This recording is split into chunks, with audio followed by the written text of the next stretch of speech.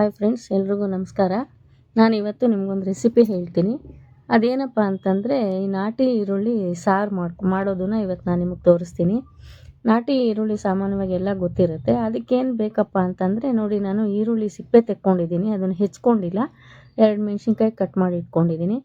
ಮತ್ತು ಅದಕ್ಕೆ ಇನ್ನೇನು ಬೇಕು ಅಂದರೆ, ಒಗ್ಗರಣೆಗೆ ಸಾಸಿವೆ ತೊಗೊಂಡಿದ್ದೀನಿ, ಒಂದು ಚಿಟಿಕೆ ಹಿಂಗೆ ತೊಗೊಂಡಿದ್ದೀನಿ. ಮತ್ತು ಒಂದು ಸ್ವಲ್ಪ ಎಣ್ಣೆ, ಒಗ್ಗರಣೆಗೆ ಎಣ್ಣೆ ಬೇಕಲ್ವಾ, ಎಣ್ಣೆ ತೊಗೊಂಡಿದ್ದೀನಿ. ಅದ್ರ ಜೊತೆಗೆ ಸ್ವಲ್ಪ ಕೊತ್ತಂಬರಿ ಸೊಪ್ಪು, ಕರಿಬೇವಿನ ಸೊಪ್ಪು, ತುರ್ಕೊಂಡಿರೋ ಹಸಿ ಕೊಬ್ಬರಿ ಇಷ್ಟು ತೊಗೊಂಡಿದ್ದೀನಿ. ಮತ್ತು ಅದ್ರ ಜೊತೆ ಇನ್ನೇನಪ್ಪ ಅಂದರೆ, ಹುಣಸೆ ಹುಳಿ ಕಿವುಚ್ಕೊಂಡಿದ್ದೀನಿ, ಒಂದು ನಿಂಬೆಹಣ್ಣು ಗಾತ್ರ ಹುಣಸೆ ಹುಳಿ. ಅದಕ್ಕೇ ಸಾರಿನ ಪುಡಿ ನಾನು ಮಿಕ್ಸ್ ಮಾಡ್ಕೊಂಡಿದ್ದೀನಿ, 2 ಸ್ಪೂನು ಸಾರಿನ ಪುಡಿ ಮಿಕ್ಸ್ ಮಾಡಿ ಇಟ್ಕೊಂಡಿದ್ದೀನಿ. ಎಲ್ಲ ಒಟ್ಟಿಗೆ ಮಾಡ್ಕೊಂಬಿಟ್ಟಿದ್ದೀನಿ. ಸರಿ, ಇಷ್ಟೇ ಬೇಕಾಗಿರೋದು ಇದಕ್ಕೆ, ಈ ಈರುಳ್ಳಿ ಇದಕ್ಕೆ ಇಷ್ಟೇ ಬೇಕಾಗಿರೋದು. ಈಗ ಒಲೆ ಹಚ್ಕೊಂಡು ಬಾಣಲಿ ಇಟ್ಕೊಂಡಿದ್ದೀನಿ. ಈ ಮೊದಲನೇದಾಗಿ ನಾವು 2 ಸ್ಪೂನು ಎಣ್ಣೆ ಹಾಕ್ಕೊಳ್ಳೋಣ ಒಗ್ಗರಣೆಗೆ. ಇದನ್ನು ಒಗ್ಗರಣೆಲೇ ಮಾಡ್ಕೊಳ್ಳೋವಂಥ ಸಾರಿದು. ಮೊದಲೇ ಈರುಳ್ಳಿ ಇದು ಮಾಡಿಕೊಂಡು ಆ ಥರ ಮಾಡೋದೇನಿಲ್ಲ. ಎಣ್ಣೆ ಒಳಗೇ ಚೆನ್ನಾಗಿ ಬೇಯಿಸ್ಕೊಂಡು, ಒಗ್ಗರಣೆ ಒಳಗೇ ಬೇಯಿಸ್ಕೊಂಡು ಮಾಡುವಂಥ ಒಂದು ಸಾರಿದು. ತುಂಬ ಚೆನ್ನಾಗಿರುತ್ತೆ. ಇವಾಗ ಒಂದು ಸ್ವಲ್ಪ ಚಿಟಿಕೆ ಹಿಂಗೆ ಹಾಕ್ಕೊತೀನಿ.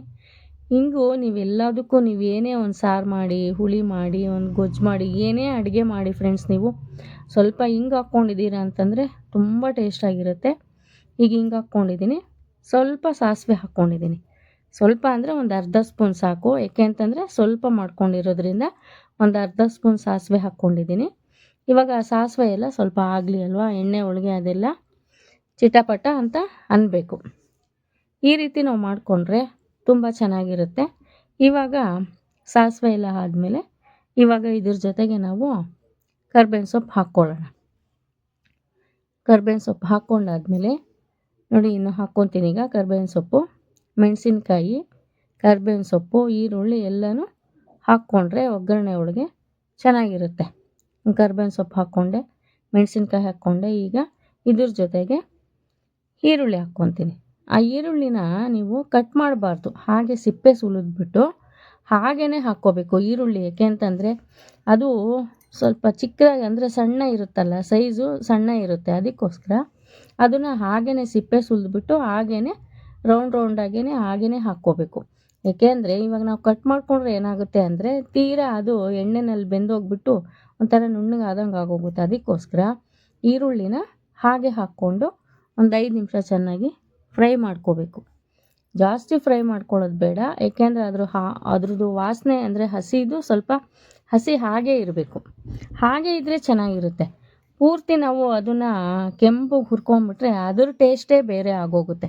ಅದಕ್ಕೆ ಸ್ವಲ್ಪ ಹಸಿನೂ ಇರಬೇಕು, ಸ್ವಲ್ಪ ಫ್ರೈನೂ ಮಾಡ್ಕೋಬೇಕು. ಆ ಥರ ಇದ್ದಾಗಲೇ ರುಚಿಯಾಗಿರೋದು. ಇವಾಗ ಇದಕ್ಕೆ ನಾನು ಹುಣಸೆ ಹುಳಿ ಒಳಗೆ ನಾನು ಸಾರಿನ ಪುಡಿ ಸೇರಿಸ್ಕೊಂಡಿದ್ನಲ್ಲ, ಅದನ್ನು ಇವಾಗ ಈರುಳ್ಳಿಗೆ ಹಾಕ್ಕೊತೀನಿ. ಹಾಕ್ಕೊಂಡು ಅದನ್ನು ಒಂದು 5 ನಿಮಿಷ ಚೆನ್ನಾಗಿ ಕುದಿಸ್ಕೊಳ್ಳೋಣ. ಚೆನ್ನಾಗಿ ಮಿಕ್ಸ್ ಮಾಡಿಕೊಂಡು ಕುದಿಸ್ಕೊಳ್ಳೋಣ. ನೋಡಿ, ಇವಾಗ ಕುದೀತಾ ಇದೆ. ಇವಾಗ ಕುದಿಬೇಕಾದ್ರೆ ನಾವು ಇದಕ್ಕೆ ಉಪ್ಪು ಸೇರಿಸ್ಕೊಳ್ಳೋಣ. ಎಷ್ಟು ಬೇಕೋ ಅಷ್ಟು, ರುಚಿಗೆ ತಕ್ಕಷ್ಟು ಎಷ್ಟು ಬೇಕೋ, ನಾವು ಎಷ್ಟು ಮಾಡ್ಕೊತೀವೋ ಅಷ್ಟಕ್ಕೆ ನೋಡಿಕೊಂಡು ರುಚಿಗೆ ತಕ್ಕಷ್ಟು ನಾವು ಉಪ್ಪನ್ನು ಹಾಕ್ಕೋಬೇಕು. ಹಾಕ್ಕೊಂಡು ಚೆನ್ನಾಗಿ ಮಿಕ್ಸ್ ಮಾಡ್ಕೋಬೇಕು. ಇವಾಗ ಈರುಳ್ಳಿ ಏನಾಗುತ್ತೆ ಅಂದರೆ, ಹುಳಿ ಒಳಗೆ ಮತ್ತು ಹುಳಿ ಖಾರ 2 ಹಾಕಿರ್ತೀವಲ್ಲ, ಅದರೊಳಗೆ ಚೆನ್ನಾಗಿ ಕುದ್ಬಿಟ್ಟು ಟೇಸ್ಟು ಚೆನ್ನಾಗಿ ಬರುತ್ತೆ. ಇದ್ರ ಜೊತೆ ಇವಾಗ ನಾನು ಕೊನೆಯಲ್ಲಿ ತುರಿದಿರೋ ಕಾಯಿ ಹಾಕ್ಕೊತೀನಿ. ಮತ್ತು ಕೊತ್ತಂಬರಿ ಸೊಪ್ಪು ಸಣ್ಣಗೆ ಹೆಚ್ಚಿಟ್ಕೊಂಡಿದ್ದೆ, ಅದನ್ನು ಕೂಡ ಹಾಕ್ಕೊತಾ ಇದ್ದೀನಿ. ಎರಡೂ ಮಿಕ್ಸ್ ಮಾಡಿಕೊಂಡು ಒಂದು 5 ನಿಮಿಷನೂ ಬೇಡ, ಸ್ವಲ್ಪ ಸುಮ್ಮನೆ, ಈಗಾಗಲೇ ಕುದ್ದಿದೆ, ಅದು ಚೆನ್ನಾಗಿ ಕುದ್ದಿರೋದ್ರಿಂದ ಜಾಸ್ತಿ ಕುದಿಸ್ಕೊಳ್ಳೋದು ಬೇಡ. ಸುಮ್ಮನೆ ಸೌಟಲ್ಲಿ 1-2 ನಿಮಿಷ ಈ ಥರ ಮಾಡಿಕೊಂಡ್ರೆ ತುಂಬ ಚೆನ್ನಾಗಿರುತ್ತೆ. ಕುದಿಬೇಕಾದ್ರೂ ಅಷ್ಟೇ ನಾವೆಲ್ಲ ಹಾಕಿರ್ತೀವಲ್ಲ, ಇಂಗು ಮತ್ತು ಕಾಯಿ ತುರಿ, ಕೊತ್ತಂಬರಿ ಸೊಪ್ಪು ಎಲ್ಲ ಹಾಕಿರೋದ್ರಿಂದ ತುಂಬ ಟೇಸ್ಟಾಗಿ ಬರುತ್ತೆ ಇದು. ಮತ್ತು ಬಿಸಿ ಬಿಸಿ ಅನ್ನಕ್ಕೆ ತುಂಬ ಚೆನ್ನಾಗಿರುತ್ತೆ. ಕೆಲವೊಂದು ಸರಿ ನಾವು ಏನಪ್ಪ ಮಾಡೋದು ಅಂತಂದೇಳಿ ಒಂದೊಂದು ಸರಿ ನಮಗೆ ಯೋಚನೆ ಬರುತ್ತೆ, ಏನು ಸಾರು ಮಾಡೋದು ಏನು ಅಂತಂದೇಳಿ ಯೋಚನೆ ಬಂದಾಗ ಈ ಥರ ತಕ್ಷಣಕ್ಕೆ ಬೇಗ ಆಗೋವಂಥ ಒಂದು, ನಾವು ಈ ಥರ ಈರುಳ್ಳಿ ಆಗ್ಬೋದು, ಒಂದು ಟೊಮೊಟೊ ಆಗ್ಬೋದು, ಬೇರೆ ಇನ್ನೇನೇ ಆಗ್ಬೋದು, ಈ ಥರ ಮಾಡಿಕೊಂಡ್ರೆ ತುಂಬ ಚೆನ್ನಾಗಿರುತ್ತೆ.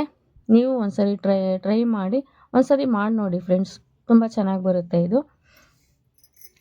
ಈ ರೆಸಿಪಿ ನಿಮಗೆ ಇಷ್ಟ ಆಯಿತು ಅಂತಂದರೆ ನೀವು ಒಂದ್ಸರಿ ಮಾಡಿ ನೋಡಿ, ತುಂಬ ಚೆನ್ನಾಗಿರುತ್ತೆ. ಬಿಸಿ ಅನ್ನಕ್ಕೆ ಸ್ವಲ್ಪ ತುಪ್ಪ ಹಾಕ್ಕೊಂಡು ತಿಂದರೆ ತುಂಬ ಚೆನ್ನಾಗಿರುತ್ತೆ. ನೋಡಿ ಈಗ ಕುದ್ದಿರೋದು ಸಾಕು, ಜಾಸ್ತಿ ಏನು ಕುದಿಸ್ಕೊಳ್ಳೋದು ಬೇಡ. ಸಣ್ಣ ಊರಿನಲ್ಲಿ ಬೇಕಾದರೆ ಇನ್ನೊಂದು 2 ನಿಮಿಷ ಅದನ್ನು ಕುದಿಸ್ಕೋಬೋದು. ಚೆನ್ನಾಗಿದೆ. ಈ ಥರ ನೀವು ಒಂದ್ಸರಿ ಮಾಡ್ಕೊಳ್ಳಿ, ಚೆನ್ನಾಗಿರುತ್ತೆ.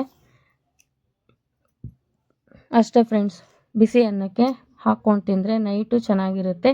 ಈ ರೆಸಿಪಿ ಇಷ್ಟ ಆಯಿತು ಅಂದರೆ ಲೈಕ್ ಮಾಡಿ, ಶೇರ್ ಮಾಡಿ, ಸಬ್ಸ್ಕ್ರೈಬ್ ಮಾಡ್ಕೊಳ್ಳಿ.